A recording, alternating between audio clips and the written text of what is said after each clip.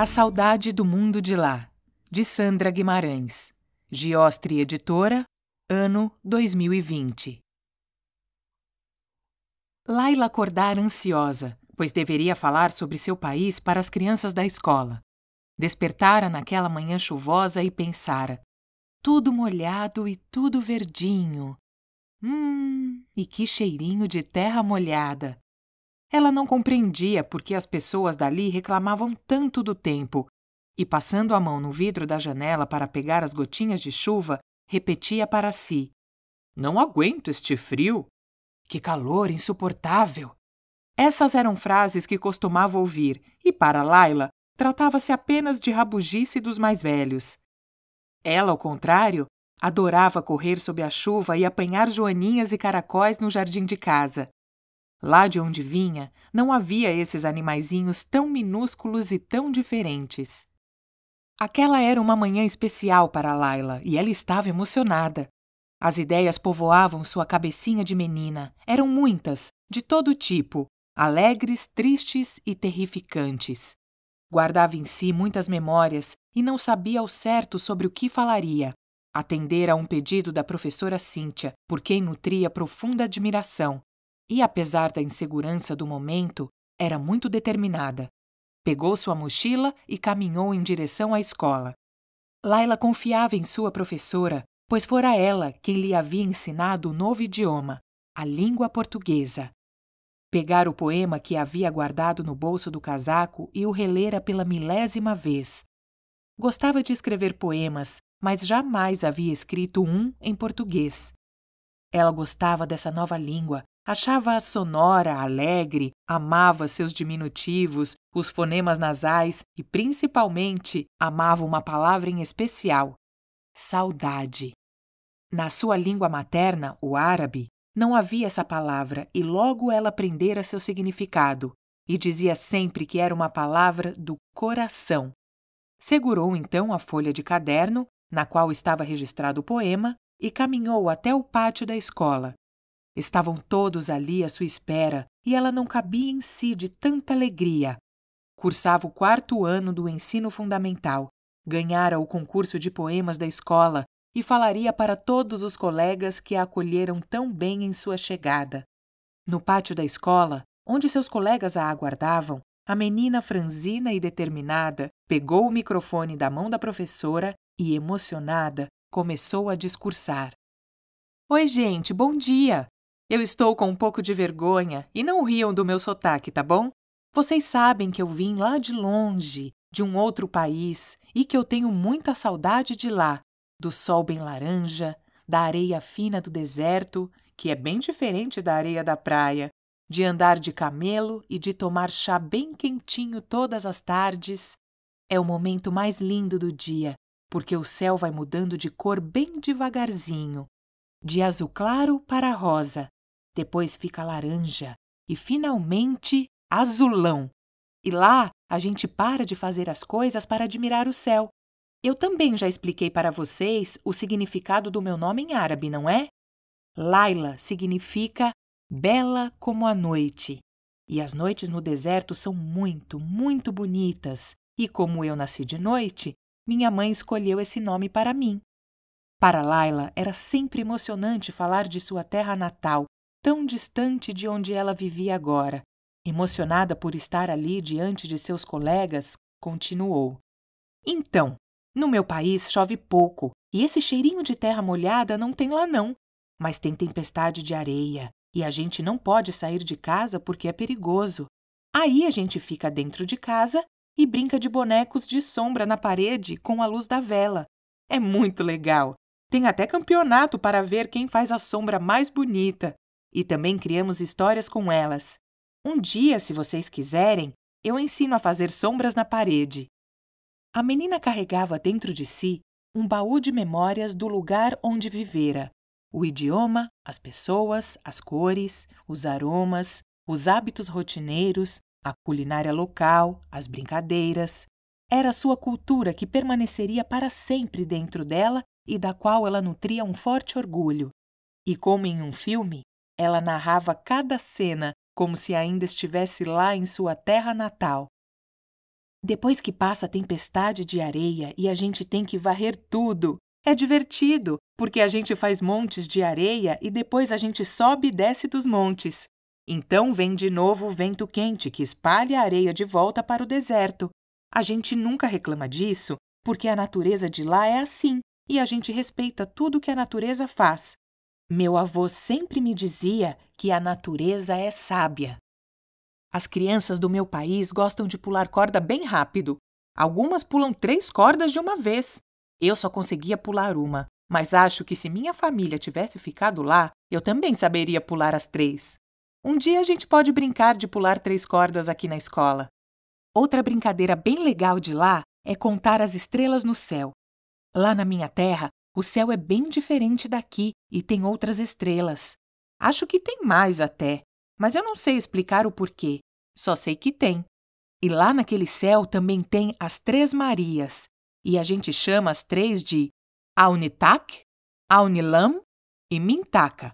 As estrelas cadentes passam de um lado para o outro do céu e a gente chama de Shihab. É muito lindo de ver. Ah, lembrei de uma coisa. A gente também brincava de imaginar que o céu era o mar virado de cabeça para baixo, porque o mar é azul igual ao céu. Aí a gente falava que as nuvens eram as ondas e os peixes eram os passarinhos. E quando as nuvens abaixavam muito no céu, a gente saía correndo pela rua porque parecia que elas iam pegar a gente que nem as ondas de verdade. E ganhava a brincadeira quem corria mais rápido. Podem rir, não tem problema. É engraçado, eu sei. Neste instante, Laila baixou a cabeça, ficou quieta e pensativa por alguns segundos. Sua fisionomia mudou e o tom de voz também. Porém, por ser uma menina determinada, continuou. Bom, nem tudo era tão legal lá na minha terra. Às vezes a gente nem podia brincar porque era perigoso. A gente não podia ir à escola, não podia fazer nada. Tinha que ficar escondido em casa e é muito chato não poder fazer nada. Sabe, gente, a vida no meu país mudou da noite para o dia e ficou tudo barulhento e destruído. E como tinha poeira, muita poeira, e não era igual à da tempestade de areia, era poeira da destruição. Era feia, muito feia. Era a guerra dos adultos. Eu não consigo entender por que deve existir guerra no mundo. Por que tudo fica destruído e triste? Por que a gente tem que fugir para não morrer? Eu não acho isso justo. Muitas vezes, as famílias têm que se separar e cada um vai para um lugar diferente no mundo. Eu acho que as crianças têm que brincar e não chorar, porque a gente chorava de sede, de fome, de tristeza e de medo. Laila não queria falar de coisas tristes e terrificantes para seus colegas, mas ao mesmo tempo não queria esconder isso deles. A menina pensava que aquelas crianças que jamais haviam vivido uma guerra deveriam ouvi-la e conhecer sua história para melhor compreendê-la. Seus pais sempre lhe ensinaram que praticar empatia, ou seja, colocar-se no lugar do outro e tentar compreender seus sentimentos e emoções, era a melhor forma de conviver com as pessoas de uma forma pacífica, sem intolerância, e que ter respeito pela cultura e religião de cada um contribui para um mundo sem preconceitos, sem guerra. Ela acreditava nisso e, por essa razão, não queria pular esta parte triste de sua história. Eu senti uma sede que é diferente da sede daqui. Não é a sede de um copo de água, é a sede de não ter água em casa para beber por causa da guerra, nem uma gotinha para fazer chá, mas eu tinha uma solução para isso. Quando sentia sede e não tinha água por perto, eu não falava com ninguém para não gastar a minha saliva. E aí eu enchia a boca de saliva e refrescava um pouco a língua e a garganta, e imaginava um copo cheio de água até meu pai chegar em casa com a água. Às vezes era rápido, às vezes demorava muito, e isso dependia se a cidade estava tranquila ou não. Eu já disse o nome da cidade em que eu nasci para vocês? O nome dela é Palmira, ou Tadmor, a cidade das tâmaras, um fruto lá do meu país que é muito gostoso. A fome era a fome de apertar a barriga, bem lá no fundo da barriga e bem apertadinha. Quando eu só tinha um pedaço de pão para comer, eu engolia o pedaço bem devagarinho e imaginava que era o pão inteiro. Eu imaginava que estava comendo muito pão de uma só vez, e a fome ia embora. Acabava o trigo e minha mãe não podia mais fazer o pão, e por causa da guerra não tinha quase comida para comprar. Então, meu pai tinha que sair com muito cuidado para tentar encontrar comida para a gente. Toda vez que ele saía, ele se arriscava muito. Meu pai para mim é um herói, e o nome dele é Khaled, que significa imortal. A tristeza que eu sentia era mais difícil de acabar com ela porque não mexia com a minha garganta ou com a minha barriga. Mexia com o meu coração. Era um nó no meu coração que ficava bem apertadinho toda vez que meu pai saía para tentar encontrar comida. A gente ficava rezando para ele voltar logo para casa, e minha mãe segurava meu irmão bem pequenininho no colo e ele chorava muito. Ela cantava cantigas para ele e para mim. Eu queria chorar também, mas segurava o meu choro. Então, eu me imaginava no céu, sentada em alguma nuvem ou pulando de estrela em estrela até encontrar meu pai, e dava certo. Aí ele chegava em casa e a gente ficava feliz de novo. E o medo que eu tinha era igual a um quarto escuro que a gente não sabe o que tem dentro.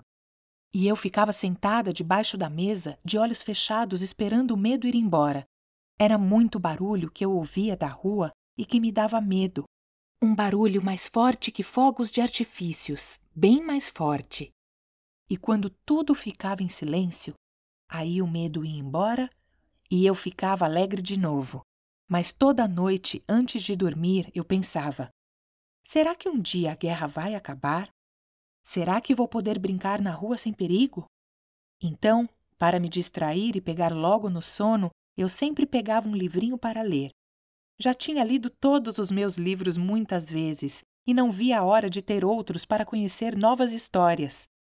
Um dia meu pai chegou em casa e disse que a gente ia embora para um outro lugar, para bem longe do meu país, porque lá estava muito perigoso de viver. Eu e minha mãe ficamos muito felizes, porque a gente não aguentava mais viver na guerra.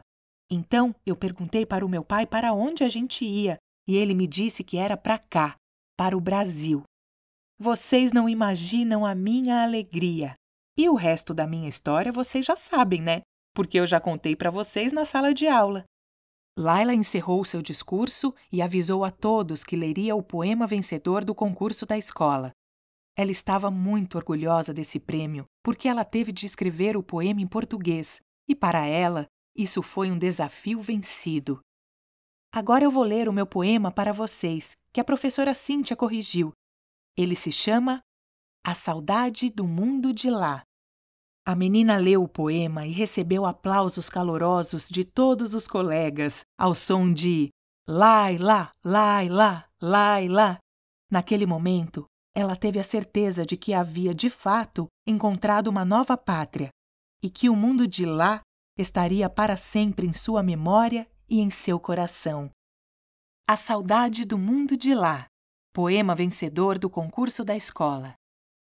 A saudade é uma bonita palavra que não tem no mundo de lá. Saudade é o que eu sinto de todos que ficaram por lá. Amigos, vovô e vovó, as nuvens, as estrelas, o céu que era nosso mar e tudo que eu tinha lá. O chá bem quentinho, a corda de pular, um monte de areia quente para poder escorregar, as conversas com os amigos, blá, blá, blá, blá. O branco e laranja do deserto, o vento que assopra, o pássaro que canta, o sol que ilumina, o país do mundo de lá. O mundo daqui não é o mundo de lá. A chuva daqui faz chuá, chuá, chuá. E a chuva de areia do deserto faz rá, rá, rá. O doce daqui não é o doce de lá. Aqui tem pé de moleque. E baklava é o doce que tem lá. Aqui eu como arroz com feijão. E com saudade no coração, eu penso em comer berriane e manjar, meus pratos preferidos de lá. Saudade da minha terra, do mundo colorido de lá. Medo, tristeza, sede e fome, a gente não pode sentir em nenhum lugar. A gente não sente isso para sempre.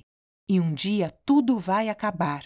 É só a imaginação você querer usar.